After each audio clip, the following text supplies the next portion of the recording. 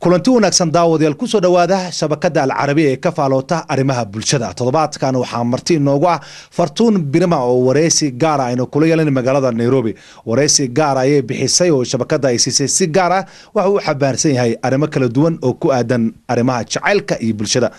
Fartuun marka hore ku soo dhawaaw shabakada alcarabiya.com. waan dhawahay waa mahadsantahay walaal. Fartuun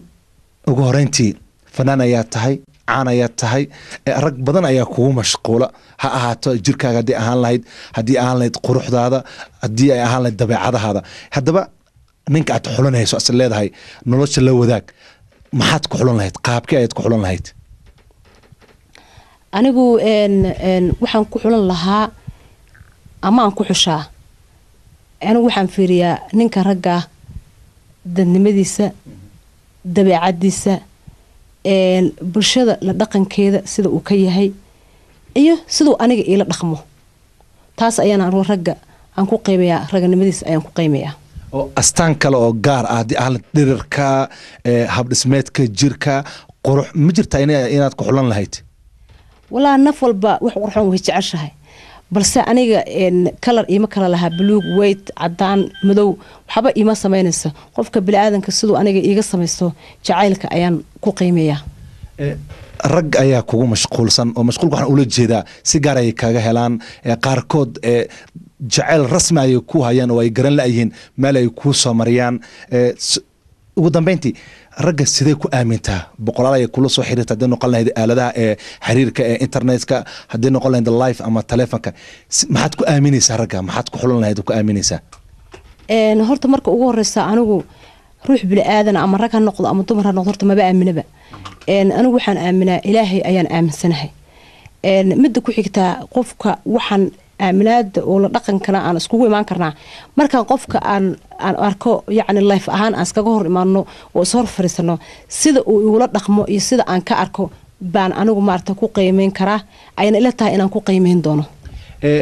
Fartuun magacaaga waxaan ku arkaa Facebooka ma isticmaashaa magacaas mise dad taageerayaasha kamid ayaa isticmaala si ay u helaan taageero badan dhanka Facebooka mise adiga waa qofka isticmaalaya Facebooka ma noo sheegi kartaa magacaad ku marto Facebooka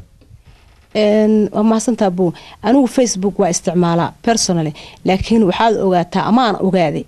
إلا تطبق في سداد قف أيام مجاعي استعمالان إن أما فان كي هالنقدان أما ضد وحكله ولا شيء هالنقدان يعني الله يوعنا إله أوك لكن أنا سداد دس مجاع كمية أنا جاي أسكال وفرتون برماء لكن ده مكر شيء كروار كمجاعي وضد بدنا استعمالين طبعا تغييرات هذا جعلان لها أنا أشيكته إيميل كلجو باريو سل الله لفرتون ترسمي جاه ها إن ولا ما حسنت هاي إن ما تشعلي ما إلى قرحون إن إيميل كي هلك كشوا بس تغيير ياشي دتك فنكي قيمة أدو تشعل ما تشعلي إني مارت اللوجو عن أي مقعيدة قاركود أي كل لوجو عن مقعنو أن كسو قلم ونصيبة 112@hotmail.com مركا ما هتسنت طبعا نصيبة يا لوجو باريا سي مركاسي فيسبوك رسمي قالوا هلا وقدام بنتي عيارها ما دعوت هدي أتاوتنا كوحدة تاجرتها إن عيارها أنت أنا فنك بلابن وحن داون شري basketballka sababta noor America ayaan ku noolaa balse markan fanka sida u bilaabay mashquul baan ka noqdo ma daawado